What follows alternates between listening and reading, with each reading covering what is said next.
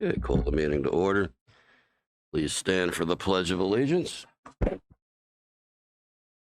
Pledge allegiance to the flag of the United States of America and to the republic for which it stands, nation, under God, indivisible, with liberty and justice for all.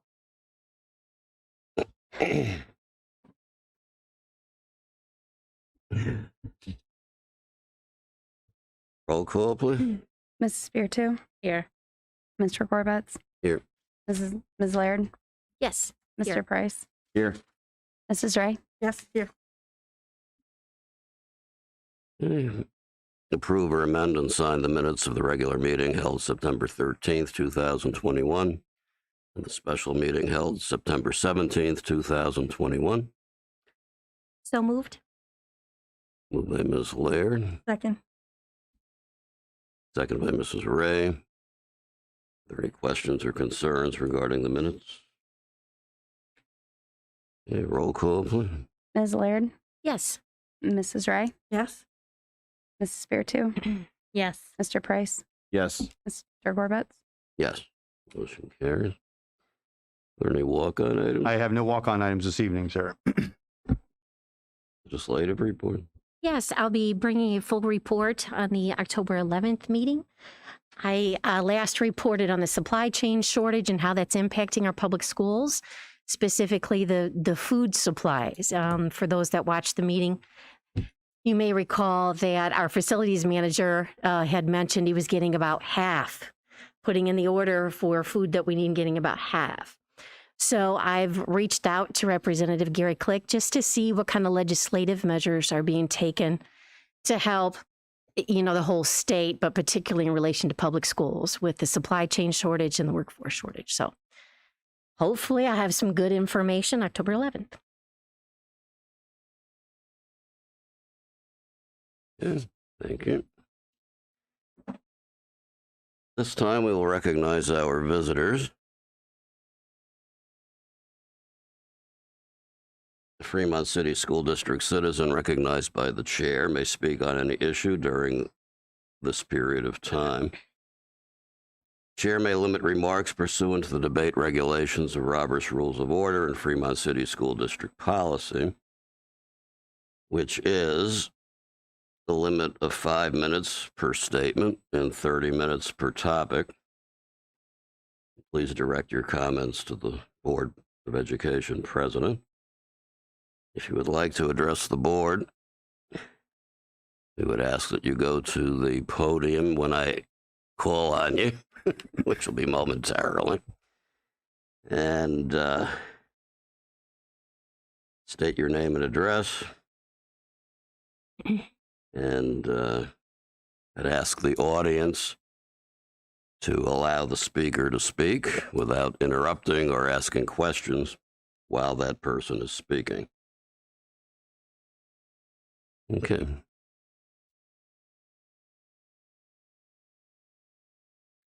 Hi, it's Jenny Kramer. I wrote my address out there. Hopefully that's cool, kind of like last meeting. I wanted to say that I do appreciate all of you. I really do. I know it seems like we're all nasty. We all want to say our point of view. We're all passionate. I get it.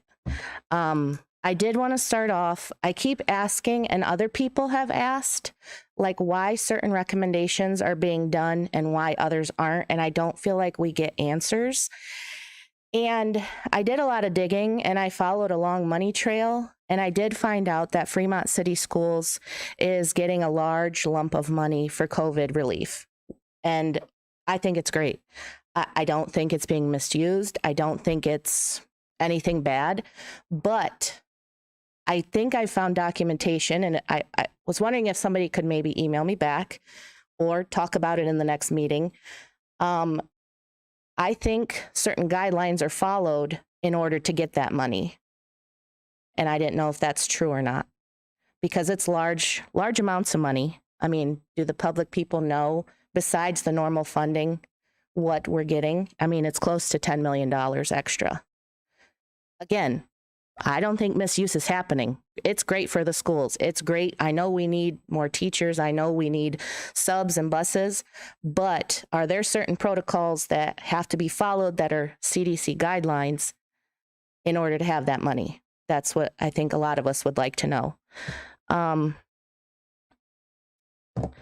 Other than that, I don't have much to say. Again, I do appreciate you all. I know it's hard decisions being made. I'm trying to, understand both sides. I'm trying. I want to accept the 3 weeks just like everyone else. I don't agree with it. I'm going to try hard. I really hope you assess after the 3 weeks. Do you know also, this is a question and I don't know if you're allowed to answer. Maybe somebody can email back. When the 3 weeks is up for the mask mandate, are you going to just be counting quarantine numbers, or is it going to be a positive count? Because we all know that the mask is going to stop some of the quarantines. We all know this. I don't want that to be the only thing that's going to, be added into these numbers. I would like to know that, hey, substantially, positives went down. But if they stay the same, I hope that's something we're all looking at. Okay. Thank you. Thank you. Good evening. My name is Steve Gibson, 2240 Woodmont Drive, Fremont. So at the beginning of the year, you guys made an initial decision to allow each one a choice to their own healthcare system, essentially. How we deal with COVID is our own personal healthcare system. And I know that we appreciated that. I kind of wonder in the meantime, during the duration of that, if you studied your students and your staff and took numbers of how many were masking, how many weren't masking, why they weren't, and how many were masking versus how many weren't. I don't think that you would have, but I know that when I look at Facebook, I see in the photos from August 31st to this morning, you got 21 masked kids and adults, and not all of them were wearing the mask correctly, against 87 people that weren't wearing their mask in these photos. That's a vast majority, right? So I don't think you're giving the people what they want and what they really need. Friday, you sent out this message about the mandate, and then conveniently on your website, very kindly, you wrote, doctor's notes are required for any exemptions. Now, anybody that has kids knows that unless you got an emergency situation, there's no way you're getting them into the doctor in less than 3 weeks. I mean, that's for certain. And then also quoting your website, refusal to wear a mask will be handled as low-level insubordination with escalating consequences. Now, in my field of engineering, we go off of representation and confirmation before making decisions. I've done my own research in an agnostic manner, pros and cons. I want to do what's best for my children, my strong, wonderful, beautiful children. Okay, so in reflection of my studies, I see they're not necessary. Even so, I'm going to allow my kids a choice because I don't think that wearing the mask is a huge detriment. So to make you certain, this is no stunt. I have one daughter that chose to abide and subscribe to your mask mandate, and I'm okay with that. I didn't give her a hard time, I just keep an eye on her, make sure I don't think she's getting sick from it or whatever. However, my other daughter declined, and I back her up 100%, just like the other one. She's a smart kid, and she's very independent. She's stronger than, she's much damn stronger than I was at that age. So I took my daughter to school this morning, and I walked her to the door. She walked in. By the time I got to my truck, the principal was calling and told her that she had to go home. You sent her away from school. So I need to know if you're going to give escalating penalties, what's beyond that? I mean, what are you going to do next to her, tomorrow? I actually need this answer today because she's got to go to school tomorrow. You guys all know that midterms are coming, and if she's not in school or if she's not allowed to do her studies, that she's going to get zeros, and it's going to tank her grades, right? So I also need to know if you'll be enforcing compulsory attendance during this, because if she don't have to go to school, I'm not going to make her. I'd rather she study online. Today we had a great day at school. She told me what she was doing. She was multiplying fractions, so I pulled up some worksheets and we worked through them. And we did some art, and then we went to the library. We studied Jacob Freeman, some of his diary for some history class, and we had a wonderful day, to be perfectly honest. But there was this huge weight during the entire day, knowing that we need a solution to this problem. In the Bill of Rights of Ohio, Article 1, Section 21 says no federal, state, or law or local law or rule shall compel directly or indirectly any person to participate in a healthcare system. I think nobody disputes that the way we deal with COVID is a healthcare system. And when you talk compel, you mean, that includes the leveling of, the levying of penalties.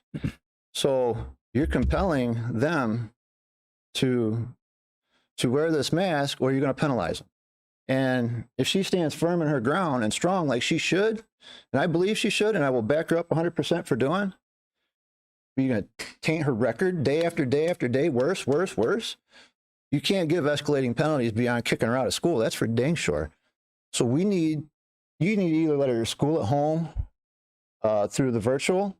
I mean, we need a solution now.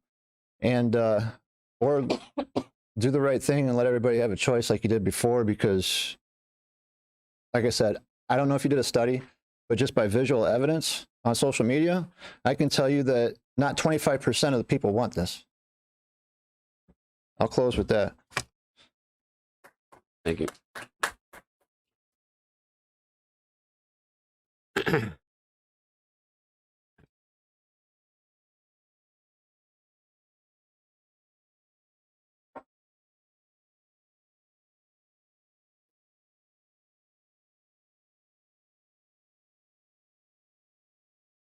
Good evening.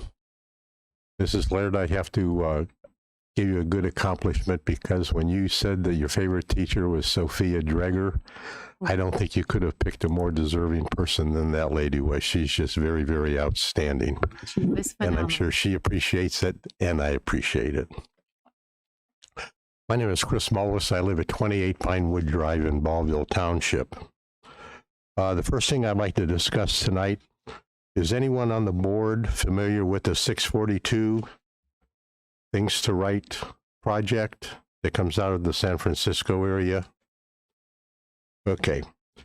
Where I used to live, Hudson, Ohio, is one of the cities close to us, and it's a very upscale neighborhood and whatever.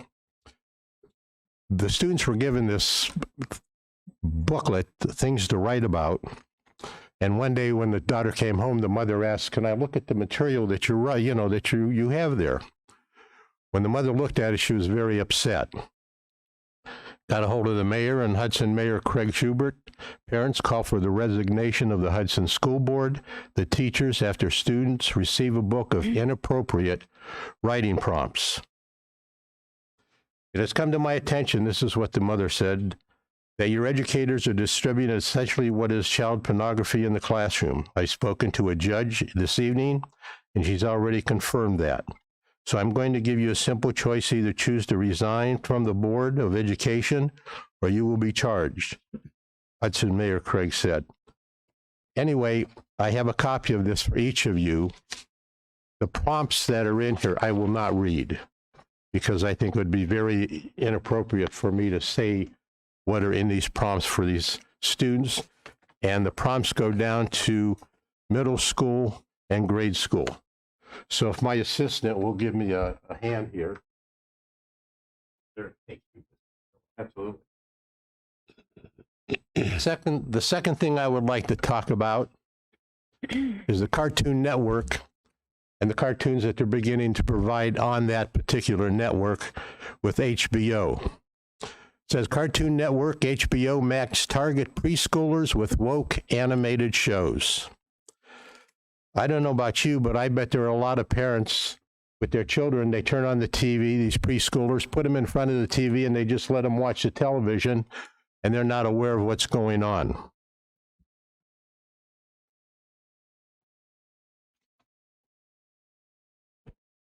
Warner Media, who produces this, said it is not trying to push a social agenda on kids. It's trying not to.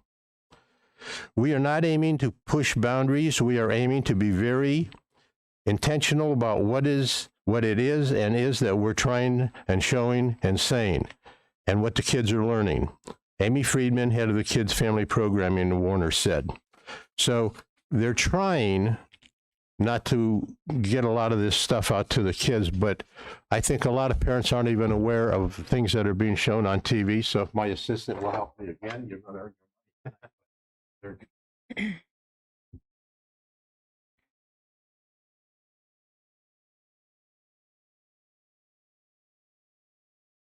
At the last board meeting, Mr. Price talked about STEM. And STEM is a very educational, very important educational program.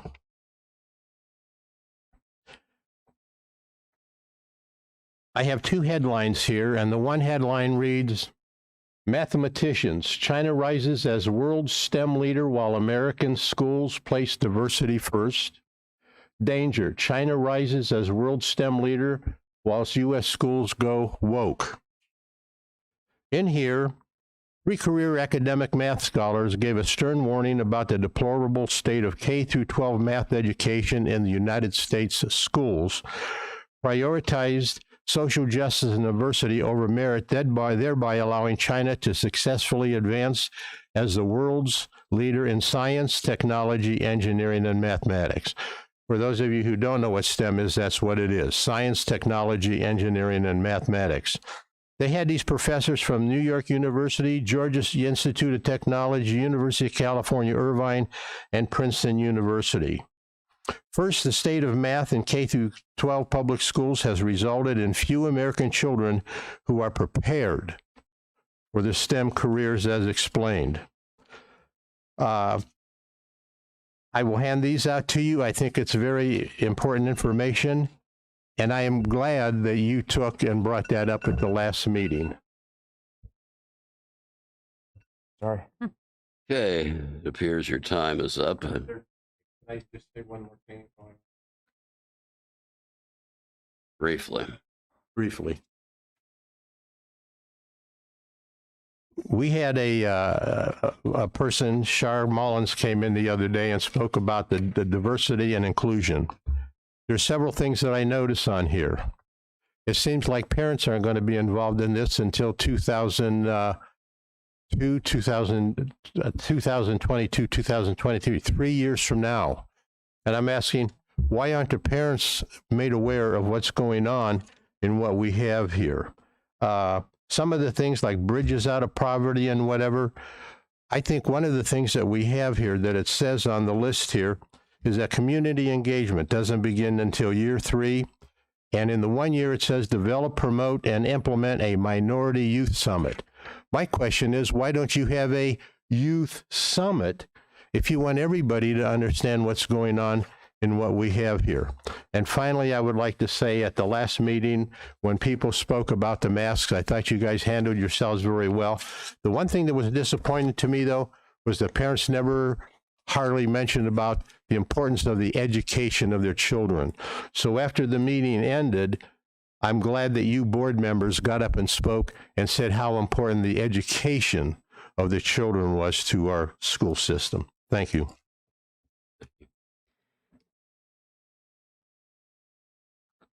I'd like to ask Mrs. Hurt, have you ever heard of this 642? I have not, Mr. Gorbetz. I apologize. I can look at that a little bit more. Well, no, you don't have to apologize. I don't I just think want to make sure that it is nothing that we have. Clear that we're not doing this. No, Okay. no, not familiar with it at all. Okay. Yes. Mr. Mayor. Good afternoon or good evening, Superintendent Detweiler and members of the board. My name is Danny Sanchez. I'm the mayor of Fremont. Thank you for giving me the opportunity to speak. First and foremost, I want to just take a moment here. Mr. Price, I'd like to just have if I could, just a few words with you. I want to come up here and I want to publicly apologize to you for my Facebook post and asking for your resignation. I also want to say that as an elected official, I am a father as well. Also have emotions, just like I know you also have a family and children in the school. I've had many conversations with members from the public since Jenny, who's here tonight, she just happened to be here, and Janet. And I can tell you, as an elected official, I've had many people reach out to me over the last 6 months to a year in reference to the situation. Jenny has been one of them, and she's called my office numerous times. And I can tell you, she only needed to call my office, I think, one time, and I called her back and I responded to her. I try to work in a manner in the city that is very transparent. I've had the opportunity to work with all of you, well, most of you, as board members and other professional opportunities. But when I watched that board meeting, I guess, you know, being in this position, I've sat back and I've listened to, I've had the opportunity to talk to Dr. Arevalo and several other medical doctors, including Bethany Brown, our health commissioner. And for the longest time, I was exactly where the school board member, Chantel Laird, was at. I mean, it's a very tough decision that you and many others have to make. And although you and I, Mr. Price, may not have the same opinion, I don't think it was right to call for your resignation or ask you to resign, is what I said. I will also tell you that there's a young lady here with her father, and I sat here with the young lady and I said, you know, I'm going to tell you something. It doesn't matter what position you're in. It don't matter what position you serve, leadership position or not. When you do something, sometimes you do things based off of emotion. You're always responsible for your actions, right? That's what we teach our kids. But I do think that you can learn from things you say or do. You can't always take things back. But I shared with the young lady and her father, I said, you can sit back and not do anything, or you can come to a public school board meeting. And it doesn't matter what position you're in, whether you're the mayor or not, and you can apologize publicly, you know, in front of a group of people. And by apologizing, it doesn't mean the other person has to accept the apology. It's up to the choice that you make on how you choose to handle a situation. And that's basically what I was sharing with this young lady who was here. And everyone that knows me knows that I'm very passionate about the city. I'm very passionate about our community, just like all of us are here, even the parents that are in this room. I wish I would have brought my son like you brought your daughter, because I talked to him. And you know, I'm just going to say this, we're in a small town. My family's first, like your family's first. I'm not going to get emotional, but the fact that my 8th grade son came home today and told me what some of his teachers said to him about the comment that I made me sick to my stomach. I'm concerned that my child might not have a fair education or be treated fair here in Fremont City Schools because of a statement that I made, not my son.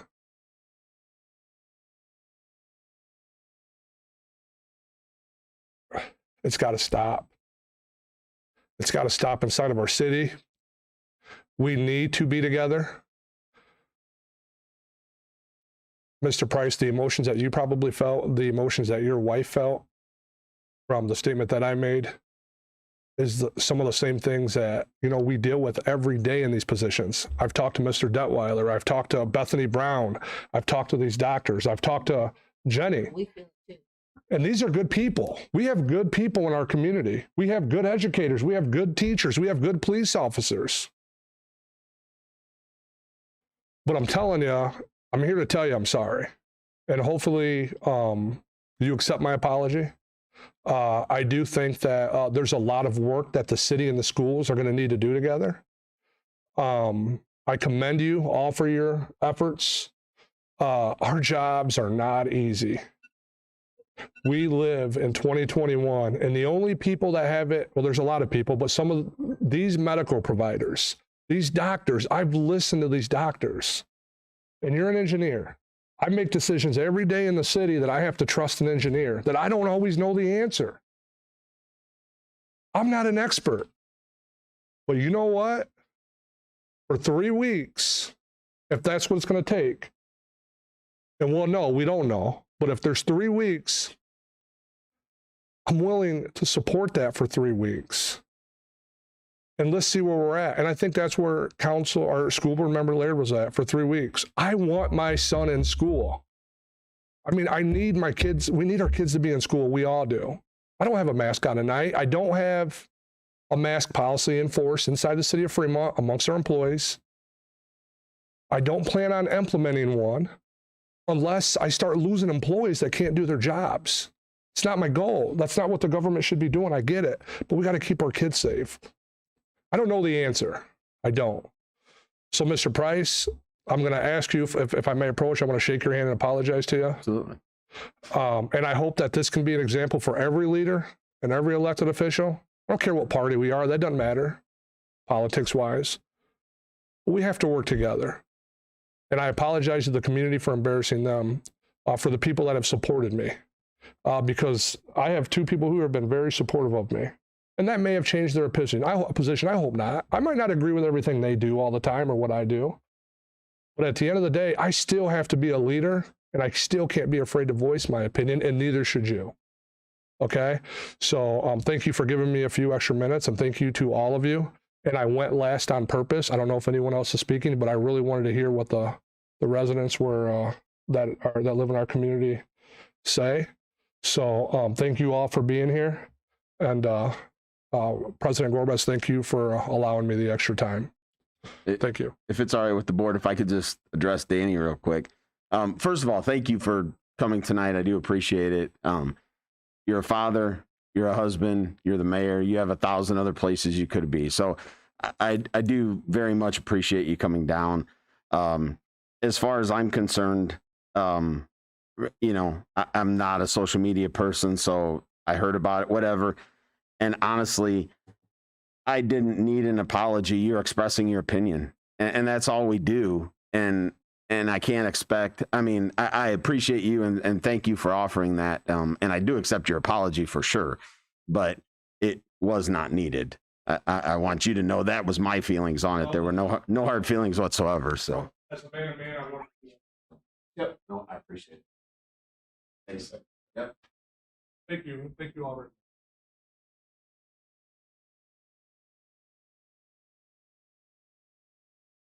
And Mr. Detweiler, you'll check on the situation. Yes, absolutely.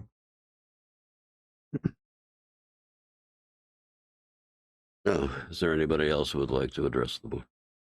Serious question. You could- I'm going to call you, sir. Yes, sir. no, I've got it. I've got it starred right here. You and I will talk very soon. Anybody else? Yeah. I'd like to thank our speakers for speaking. Okay, recommendations of the superintendent. Well, thank you. Kind of get right into our work session. Thank you very much, everyone.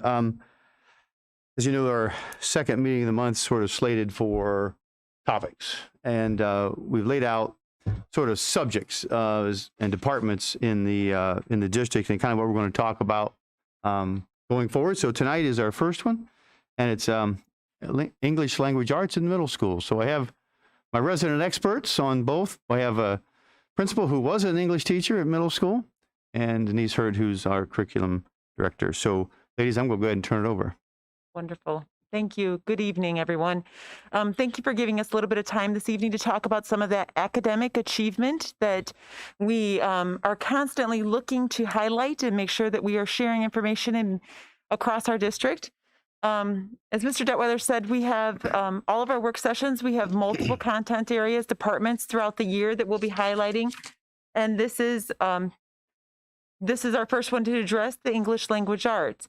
What we'll try to do is to vary the grade levels and vary the presentation mode so that throughout the course of the year, you're getting a snapshot and an overview of multiple different contents and departments. This time with Fremont Middle School, we chose to look at our English language arts because we have a couple of new things happening this year, and we wanted to make sure that we had opportunity to share. One of the new things, and I know that we spoke about this at the end of last spring and again in the summertime when we looked at some of that diagnostic data, was the opportunity to advance iReady with Curriculum Associates, one of our vendors, and to be able to bring that to the middle school to affect grades 6 through 8 with our English language arts students. One of the reasons, or to kind of give us a picture of why we chose this and what we were looking for, I've asked Mrs. Parker to share with you the reason why we were looking for some more data points and what we were experiencing already. We had a pilot in the building and we were able to pull some good information. Hi, as Mr. Detweiler said, I was a former English language arts teacher at the middle school for 12 years prior to what I say is stepping to the dark side of administration. And one of the things that I would say that it's one of the best things I have as far as my tools in my toolbox is to be able to reach back as the teacher and be able to say, very specifically in language arts, what we need and how we need to grow our kids here at the middle school. One of the things that our English language arts department has really struggled with over the last several years is that we really are working from one data point, which is that OST test. And that one day, that one test, that one moment for a kiddo.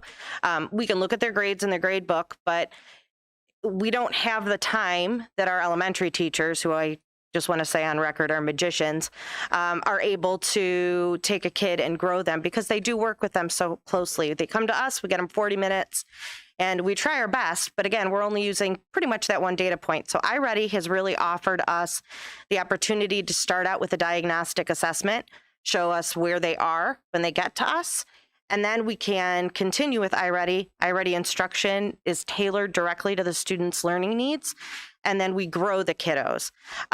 Every data point we utilize for whether it's OTEST 2.0 or the high quality student data we're going to be asked to do for that, value added, all of that is based on growth rather than one point in that student's educational history. So iReady really is going to offer us that full whole picture of a student's growth during their time in each grade and then during their time as a whole from 6th, 7th, and 8th at the middle school. I really truly do believe, like I said, those magicians that we call elementary teachers, they send us so much data and such a full holistic picture of a kid. But then as we progress into the middle school, we want to be able to provide the same data as they transition over to Ross. And I think iReady is going to provide us with that information. I also think it's pretty amazing that this tool specifically doesn't just show interventions for struggling kids. It also provides for us enrichments for the kids that are at the higher level of the academic spectrum. I was telling Mrs. Hurt prior to this that we have kids that are in 8th grade who are literally testing out of iReady. They're in post-high school grade bands, and they just don't fit within the program, which is awesome. That's the best news I could get as a principal, because then that shows us that we need to provide independent study and enrichment to really grow those kids. And that leads me into the second point of reference that we're doing here at the middle schools. We're really growing our honors program here. We have an English language arts honors classes available in 6th and 7th, and then we carry on into 8th grade with English 9. So students are actually able to take a high school credit course in 8th grade, just like they would be in math with algebra. So some of our more gifted students are going to be walking over to Ross High School with a credit in algebra and a credit in language arts or English 9, which is amazing. And that iReady component that I was talking about a little bit ago, those kids that are testing out, one of those students is just such a good kid, and he just follows and does all his work and stays quiet, that we were able to say, hey, this kiddo should really be in Honors 9 and taking that class. So it's really sort of suited us at both ends of the spectrum. We've also used it, and Mrs. Hurt mentioned that, for our students on IEPs to provide interventions, more data to support their individual needs. And it's a really cool time to be a English language arts teacher at Fremont Middle School. Thank you, Mrs. Parker. So previously, when we first initiated iReady at the K-5 level, where we were doing math and reading with all of our students, we had purchased in that initial contract with Curriculum Associates, we had approximately 100 seats here at middle school. And primarily those seats at last school year were used with our students with disabilities so that we could really dig in and look at some very specific information. That also allowed us to really kind of play around with that here in the building and let that grow a little bit, to the point where we were hearing from some of our other language arts teachers to say, I want to see some of that data. I want to look at some of that stuff as well, which helped us move forward with that, to bring you that contract for approval for this school year. So in that iReady diagnostic, just a reminder, I know that we've looked at some of these components in the past. The first time every student logs into iReady, they will be forced into the diagnostic. So it's the first opportunity when they log in, and then they will complete that diagnostic. Within 3 or 4 questions of starting, every single student's test, their assessment, becomes individual. It's very individualized. How you answer one question will detail what question comes next to you. If you, after 3 questions of being inaccurate or 3 questions of being accurate within that same domain, then the assessment will either take you on to the next spot or bring you back to this spot. So it becomes very, very unique and individualized very quickly in the assessment component.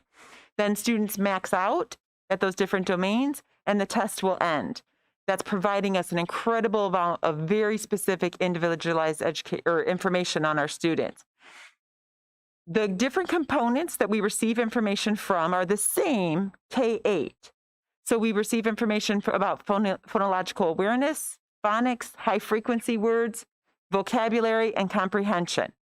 Now you can understand that all of that looks very different at a 1st grade level than at a 7th grade level, but still very much the same components of what makes a good reader and the skills being applied for that literacy achievement.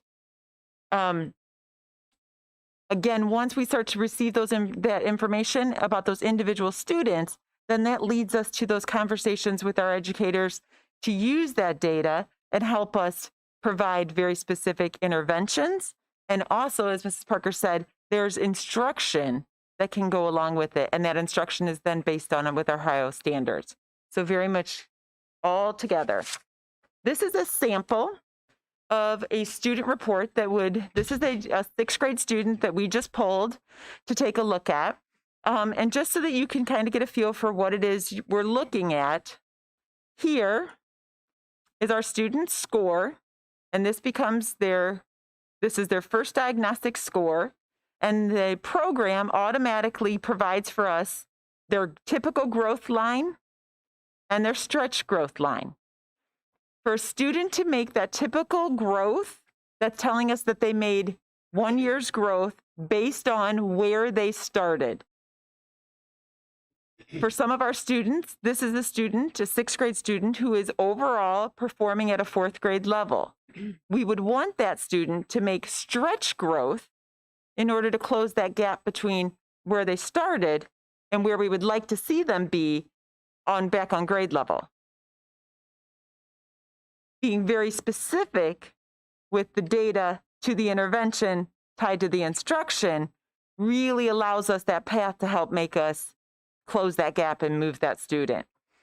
If you look over on this column, you'll see those individual domains again, and you'll see that this student tested out of the phonological awareness, the phonics, the high frequency words. So it tells me that this student at the 6th grade level can read words well, maybe needs to advance their vocabulary and definitely look at some of those comprehension components and applying the words that they're reading. So we know very specifically how to fine tune some of those things in order to make the best impact with our student. Now, at the middle school, this is very, very new, which then leads me to the professional development that we're providing for the teachers. So we had opportunity in August at our opening professional development. We had the experts at Curriculum Associates spend time with our middle school teachers, our English language arts teachers. It was about a half a day. We got them set up in the program. They learned how to get the diagnostic up and running, how to get students started, and that once they finish the diagnostic, then what those individual lessons look like. And remember, it's all very individualized. So we're both doing lessons, but our lessons may be very different because the data that was pulled was very different. So it's very individualized. We do have a meeting coming up at the September staff meeting. I want to say it's next week? October 12th. October 12th. Where we will have opportunity for the Curriculum Associates experts to spend time again with the teachers. And once that window closes for the diagnostic on September 30th, then teachers will start to see that data, and we want to walk with them so that they are seeing what the data says and prescribing those next steps, making good, sound educational decisions, and we'll help with that. As we progress throughout the year, we'll have some progress monitoring as we continue to watch individual students, all of our students, depending on what their data said. In January, the first week of January, when we return, we'll have our winter screener. Again, continue to watch that. And then in May, we'll have our spring screener, and we'll be able to see that growth from how close did we get to typical growth? Did we exceed typical growth? Did we hit stretch growth? And individually, not only overall reader, but within those individual domains. So a lot of information that we will have, a lot of exciting pieces. Well, quick question, maybe just for clarification, maybe Mrs. Parker. How often do you anticipate the students being on this program to maintain the data that you need? They are expected to do at least weekly, if not biweekly. They can utilize gap time, which is our giant academic prep. It's like a half hour in the morning, so they're not pulling away from actual instructional time, or they can embed it within their instruction. Okay, thank you. What is outlined with Curriculum Associates, it gains, what we look for is 45 to 50 minutes of time that we're dedicating towards that intervention and instruction because it is so specific, and then making sure that we're seeing that gain in our students. The other piece that we wanted to highlight, and Mrs. Parker kind of talked a little bit about that, I just want to take us back to 2019-20 when we started the investigation of that ELA pathway and developed what those new ELA courses would look like here at the middle school, brought those to CQCC. They became part of our course description guide. And we began in 2021. We had students who were eligible that then entered those advanced honors level courses at grade 6 and grade 7. And I just wanted to share with you that eligibility component really is multifaceted at every level, and we use this for both our ELA and our math component. There's a multi-criterion form that we fill out on each child that includes teacher recommendation, includes grades from that content area on the report card, includes OST data, includes iReady data where we had it out of the elementary. So there's lots of pieces that we look at identifying those students. The English language arts component is very differently set up than the math component at the middle school that we've had in place a little bit longer. We actually accelerate our students, our gifted ID students. They actually skip 6th grade ELA content altogether. We purposely, upon our investigation, chose grade 6 standards because we felt that that's where we had more duplicate. And English language arts standards are very they're very secular. They overlap in some components from year to year. And so we tried to look at where we felt we could remove and not lose. So our students that come into that honors 6th grade class are actually accelerated a grade level in that content. So in grade 6, they're learning 7th grade content. In grade 7, they're learning grade 8 content. And then exciting for us, this year's we kind of grew up to that piece. And this year's our first year where we have grade 8 students involved in that English 9 course for high school credit that Mrs. Parker spoke of. So we've kind of been able now, had several years here, and we brought them all the way through. And so we're very excited to see how that develops this year. And we will have 8th graders going on with that high school credit in English language arts. Thank you, ladies. Any questions from the board? Or any questions? I just have a comment. I think it's wonderfully ironic that you gave an example of how our school itself is implementing STEM. This particular piece of technology embraces technology, mathematics, to apply critical thinking. Some of that, consider that scientific. And best of all, it helps us to identify students' needs at a quicker pace so that we can help develop them at a quicker pace. So I think it's really nice to see what we expect the students to apply and to learn. We're exempling that for them as a school as well. So thank you. Thank you. Mm-hmm. I'm really impressed that elementary 5th graders can go into 6th grade and be already identified in honors areas. That's pretty exciting. Usually that would happen, I think, probably at the high school level. So yeah, thank you. One of the reasons why I enjoy being a member of the CQCC. It's one of my committee assignments because it is exciting to be part of the innovation that occurs in the school district. And for years, I always wondered why we accelerated in math, which is a foundational type of a skill. Some are ready, some, may not be. But we didn't do it in English. Well, now we're doing it in English, so that's very exciting.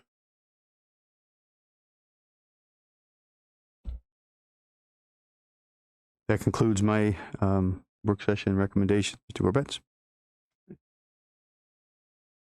I have a suggestion. We in the educational areas, the area, understand a lot of the acronyms, but many of our parents and community may not. So like ELA, before you actually go into that, not everybody's stupid, because it's just everybody doesn't understand all this. That to say it's English or acute, So I think we could clarify that since we are doing it virtually, so that the community and parents can understand what we're talking about, what you're talking about. Thank you. Okay. Fiscal matters, report of the treasurer. Good evening. Sorry. I just have 2 items tonight for consideration for the board to approve. The first one is the August fiscal year month-end report.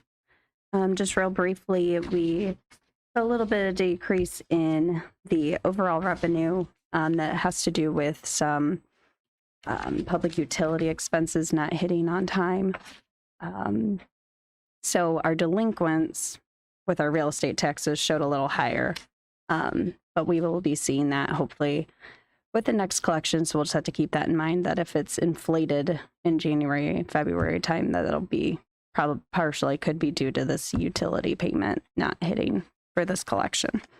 Expenses were down, which is always a happy thing for me. I'm sure it's all due to Mr. You're Weiler. welcome. Yep. That's right. Some of these purchases we did shift towards some of our grants, some of them being the ESSER funds that Jenny Kramer had spoken about. And so that kind of how we got a lot of our expenses. There's about $800,000 down this month. Overall, it wasn't a bad month. So we are very happy to be closed out of August and just moving on. And then we also have the permanent appropriations for the year. What got sent to you, we did have to make a quick last minute update to, so you will see a new one at your seat. We just had a last minute student activities change come through, so we had to change the appropriations real quick so that we could set these for the year and get them to the county auditor so that they know what we're spending. Okay, could we a motion to approve items 1 and 2? So moved. Moved by Mr. Price, Second. second by Mrs. Spiritu. Any questions or concerns regarding the fiscal report? Megan, the only thing that I would suggest, and I'm sure you're going to do this anyway, is the amount of funds appropriated for food service. Of course, seeing what we're seeing in the shortage of food, that's going to drive the cost up. Yeah. That might need to be adjusted, and I'd be interested in seeing that fluctuation with each of your reports. Oh, okay. Yep. So, thank you.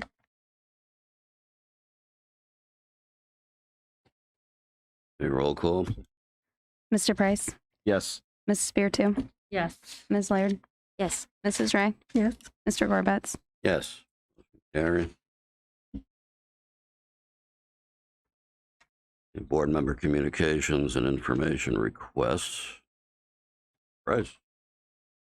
Well, first I better get my phone out and time myself because even the news messenger decided to post that I spoke for 11 minutes on Thursday.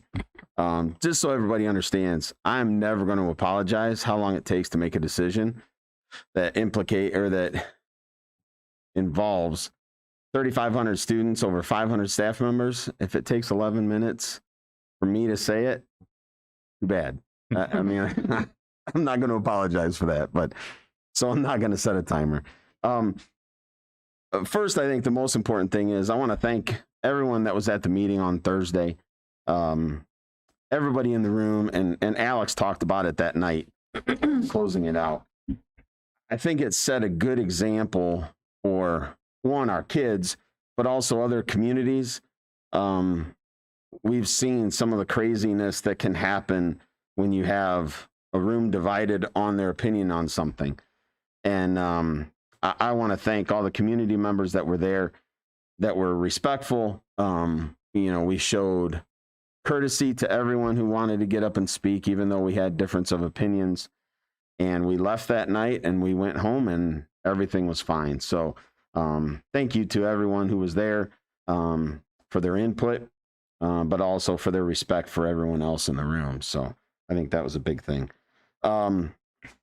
I do just want to hit on, and I think it's an important thing just to see if anyone had a chance to even think about. I brought it up in my remarks about the possibility of looking at the recommendations for quarantining and contact tracing. I understand, like Jenny said earlier, that putting a mask on changes everything because now it becomes a 3 feet thing instead of a 6 foot thing. I understand that. We're still going to end up with a ton of kids and staff members out on quarantining. I mean, there isn't any way around it, especially in the elementary schools. That's fine that we're taking it down to 3 feet. But the only possibility of anybody being vaccinated is a staff member. None of the kids are vaccinated. So that's not going to help that problem at all. And I have to look at it as a problem of, like everywhere, it's an employee shortage. We want the kids in school because we know that's where they're best going to learn. And we need staff there to be able to teach them. If we're following a recommendation for quarantining where we're sending healthy people home for 10 days, I don't understand it. I can't. In my 51 years of being alive, no place has that ever been. If you don't feel good, you don't go to work or you don't go to school. And I understand that this is something that can spread and it's a virus, and I understand all of that. But it still is amazing to me. I mean, how many people were sent home that caused the middle school to go on virtual? And how many of those people were healthy just because of the contact tracing? The amount of work that it involves in, you had said, John, with the nurses and having to do all that paperwork. It's absolutely ridiculous. It's no different than all the stuff that teachers have to do now that doesn't have anything to do with teaching. And I understand nurses need to keep our kids healthy, but they have enough on their plate right now. The last thing they need is a bunch of paperwork to find out, well, how many people were within 3 feet? How many people were within 6 feet? And this and that. And was it 15 minutes for the duration of the day? I mean, my gosh, where does it end? We're going to struggle. And we've already had a year of bad education, and that has nothing to do with any staff member whatsoever. It's just the circumstances that we were put in. This year could start based on what things are coming in. This is the start of a year where we could have a second year of that. And anybody in education, look, as we kick the can down the road, we know where this goes later on, 3 to 5 years from now. What's going to happen? Someone, somewhere, the powers that be at that point are going to say, schools are not doing their job. These kids are too far behind. And it's going to be, we're going to do more standardized testing. And then the state report card is going to come out, and we're going to look like we didn't do anything for 5 years on these kids because they're behind. That we know that happens. You guys that have been in education your entire life know that happens. And it's no fault of the school district.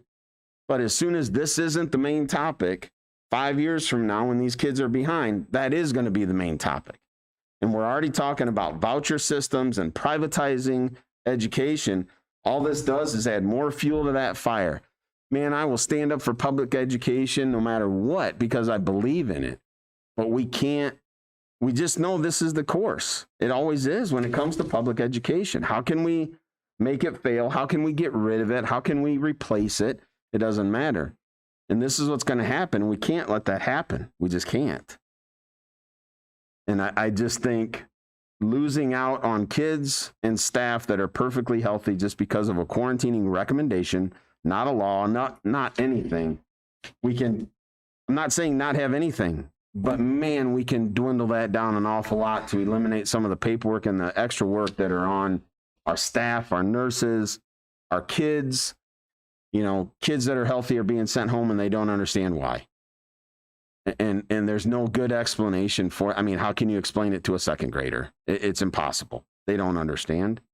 So anyway, I would ask the other board members, for everybody here involved in this, that we look at that and seriously take a look at it. I know it's not the normal thing. I don't care what the normal thing, nothing has been normal for a year and a half. So why does this have to be normal on a recommendation? But anyway, I'll get off that topic. But thank you for everyone who came tonight again. This is the best way we can make decisions, is having public input.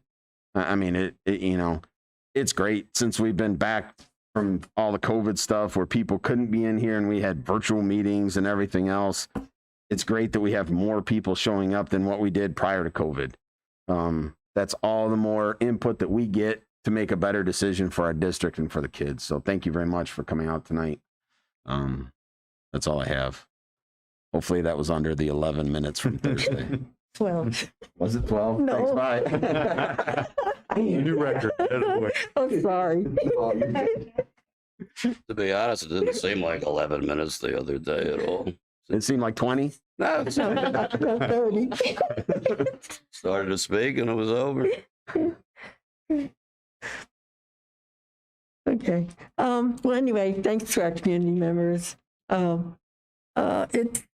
It's been a little difficult for us because, you know, we, as Mayor said, we are a small community, and we as a board, we are trying to look at what is best for our children, looking at the, not the big data, but we're looking locally at, and you know, what our doctors are saying, based, and then other statistics and data just from our local. So we're just trying to do the best we can, and it's difficult, and I know everybody can't be happy, but you know, we just have to try to rule with our heart and go by that. I'd also, so thanks. I'd like to comment on Mrs. Hurt and for the hard work that they're doing, and it's so nice to see the beginning, which seemed like really difficult, everybody's getting into all this a new system and way of doing things, the iReady. But to see last year at the beginning or whenever you talk and to see some progress, I'm really kind of excited about that. Thank you for presenting to us. Also, congratulations to our little giants who achieved second place in our division of 14 teams. So 2 out of 14 were kind of up there. So anyway, congratulations to them. And I suppose that's all I have to say. I'd like to thank everybody that comes to public meetings and has the courage to speak. It does take courage to do that. And I really appreciate that. And I appreciate the respect that's been demonstrated in the last couple of meetings, very much so. That piece does make me very proud, as others have said, as Alex said, to be part of this school district, to handle tough things. And like Tom's mentioned before, it's gone completely off the rails in other communities, and we've managed to not do that. So I appreciate that very much. I also want to say thank you for the presentation tonight, Mrs. Hurt, and then for Mrs. Parker to do that as well. What I really like about these kinds of presentations is it gives a deeper, detailed look into how our educators are educating our kids in a way that parents and us at home don't get to see on an everyday basis. So you have an opportunity to see some of your investment dollars at work, to purchase the iReady system and get to participate in that. I think it's a good investment for our kids. So you got to see its benefits. So thank you for taking the time to do that. There you go. I would also like to thank Mrs. Hurd and Mrs. Parker for presenting. It is always nice to see how it works and to see how the kids are more advanced and just doing well. It's just great to hear, especially this last school year, hearing that kids were behind, and now, hearing this, it's just good. Good to know. I also would like to thank the public for coming in to speak. It does help hearing the different sides, and it's not easy being up here. We all have to make the right decisions in our household, but then we also have to make the right decision for our district. And just like Vi said, we make decisions from the heart, and just hope it is the best decision, because we all do that at home. And as things change, we continue to change what we do at home, and it's the same thing that we're doing in the district too. And just try to make the best decisions. I forgot something, Mr. Gorbetz. I forgot something. I also want to thank this gentleman. You've come repeatedly and reported on some very concerning things that are going on in other districts. He's even reported on things going on in other states. While I am comforted to report the things that you've brought to our attention, we're not participating in these kinds of things that are going on in school districts with children. But I do want to thank you for making people aware that this kind of stuff can happen out there. So we all need to have our eyes open and our ears open. And like yourself, come and ask, participate, and ensure. So, thank you. I appreciate that. And I appreciate this board, and the reason why there were Board of Education throughout the country. When people come in, they must sign in. They have to sit in a separate room. They're allowed to come before the board, one person at a time, and speak. And I think this is good that we have back and forth communication and open like you do. So thank you very much, all you board members. Before I say what I was going to say, I was just wondering if we could ask. It's probably written down somewhere, but I haven't seen it. Could we ask the health department for the rationale, the reasoning, the research? For the quarantine, you mean? The quarantine rules? As to why they are issuing the guidelines they're issuing. Yeah, it comes from above them. I actually asked that again today. Had a meeting with the county superintendents with the health department. We meet on a very regular basis. I even asked again today, is there any way we can back off on the quarantine rules, because I do know that's what's really hurting us is the quarantine rules.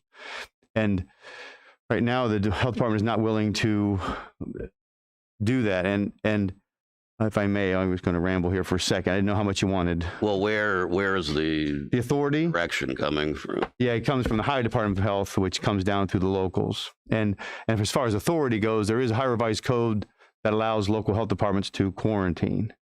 So, as a matter of fact, it's really not the district that quarantines. That's why our letter that we use is actually with from the health department. And my whole questioning behind that is it's not being done everywhere. I mean, if we're going to mandate it, if it's a county, now I know, and I have directly from the CDC and the state health department. I mean, when you go to the Sandusky County website and you look at the quarantining under COVID, when you click on the link, it takes you directly to the CDC's website. So it is directly from the CDC. And I get it. That's the big governing body for the states or for the local health departments. But if the health department, if they are passing the buck again down to the county health departments once again, why is it not implemented everywhere? I'm just asking that question out there because why is it schools that are taking the brunt of this? I understand that we have 3,500 kids in school. And I'm not trying to throw anybody under the bus here, but to take something the size of a school district, does Whirlpool follow the guidelines from the quarantining as it's said it's imposed on a school district? I mean, that's the closest thing that I can come to that has the amount of staff that we have or the amount of students that we have. But it's not, it doesn't make sense to me if we're going to, why are we picking and choosing again? I mean, it goes back to that same thing. They can say whatever they want to, but if they're not making everyone follow that, then why is it that are the schools getting picked on again? You know, I don't do it at the cookie shop. I have never had anyone come in and say I understand there's guidelines out there, but there's no paperwork that I have to fill out. There's nothing like that. And I understand that we have kids, so that's a difference than just all adults. And I understand all of that, and I get that. And I'm not saying we don't do anything at all. But man, it's kind of being a bully to pick on the schools. Well, it's easy to pick on the schools because their funding comes from the state and from the federal government. So, and I get that part of it. But my gosh, at some point, we've got to stand up and say, enough is enough. I'm tired of getting stepped on here. And that's my biggest issue with it. And I'm not saying this towards the Sandusky County Health. Bethany and everybody out there are great. I mean, we have had a great working relationship with it from a business standpoint being inspected. They are great to work with. And I'm not putting it on them. Again, I'm not putting it on the local part of it.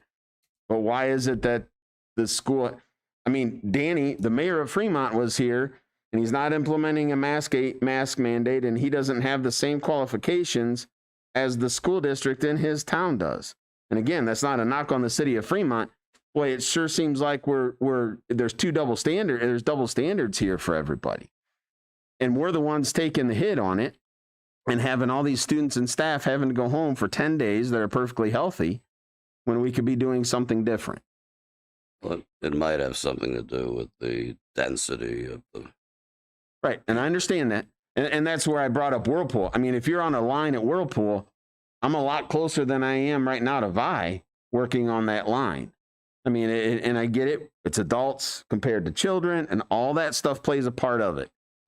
But there has to be something when it's a recommendation. And I know there is a Ohio Revised Code that says that a local health department can put in a quarantining rule that you must follow. But it doesn't say public school districts only. I mean, if it's going to be a mandate or if it's going to be a policy that they want implemented, then it needs to be across the board. I mean, just like we put in a mask mandate and we're not quantifying it by, well, if you're vaccinated, you don't have to. If you're unvaccinated, you have to. It's across the board. Everybody wears a mask. So that it should be the same guidelines that they're giving us for everybody across the board, or nobody across the board has to follow it. Well, perhaps we can get a rationale from the Ohio Department of Health. Sure. As to why they're I'd be more than happy to drive down to Columbus and find out myself. Maybe we better not do that, Mr. Price. I don't know. At least not you, or maybe not you. We'll send somebody else. I have a couple of questions, if I may. Mrs. Kramer, was that your name? Did I get it right? Okay. She had mentioned Bellevue, if I heard you correct. Okay. I have a quick question about that. I know Bellevue is split county-wide. Mhm. Bellevue is in multiple counties. Is there a school district within Sandusky County? Part of it. Part of it is. Yes, actually yes, but they're in 3 counties, I think. So their school district is split with different Correct, counties. So correct. their district is reporting to different county Right, health that departments. is true. So they may not be And they consistently may be able the to same. pick and choose. So we got to. Yeah. We do still have to maintain order. I do appreciate your comments, though. That way we don't end up like one of those towns that Tom mentioned. And I'm wondering, it seems a lot of questions, and I'm willing to research and do whatever we can here. But it seems a lot of questions are directed to the school board that are not under the jurisdiction of the school board. We have a county board of health. Do they not have a meeting for the public? Oh, So if they do, I think that information needs to be given to the public as to how they go about participating in that. Because quite frankly, some of this is falling on us and we do not have jurisdiction over it.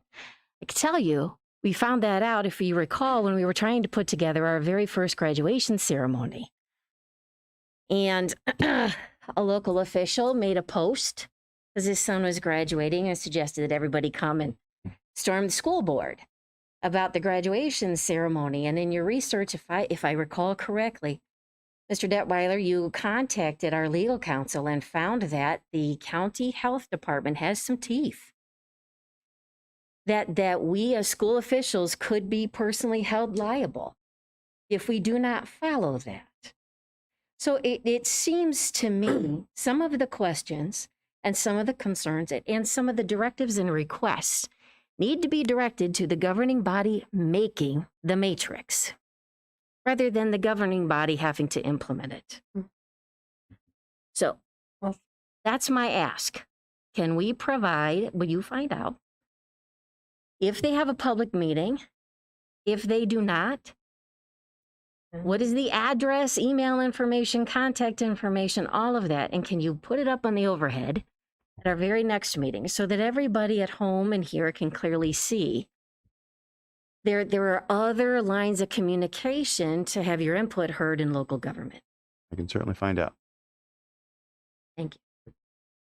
could you clarify that, Cindy? Anybody else besides the County Board of Health, Ms. Blair? I'm sorry, she's asked me to clarify. I'm sorry. What do you, Okay, what exactly would you want on the overhead from the health department that, I'm asking them to find out if they have a public meeting that the Mhm. participants can go to, and if so, okay, when, where, and how. And Just if the they meeting cannot, if they don't have a public meeting, then where do they direct their questions and concerns and requests hear you. to?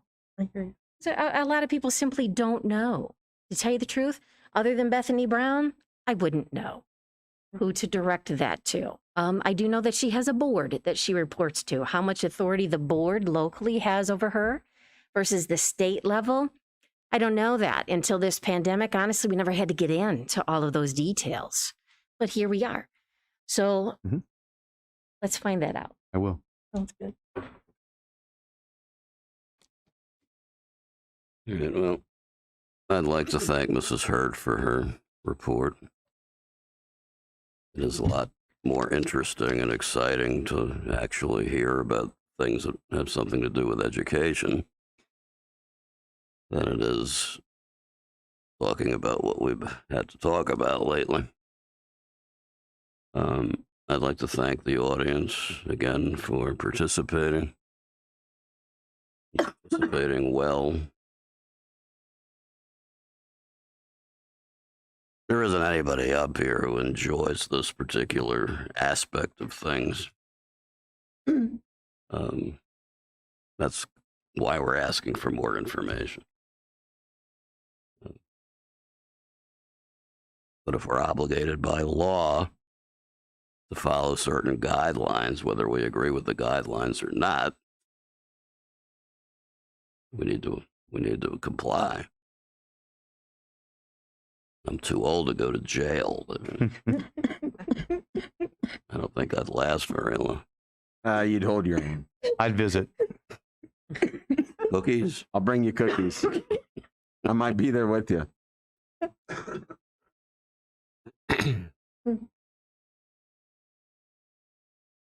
Anyway, it's not an easy time for anybody right now.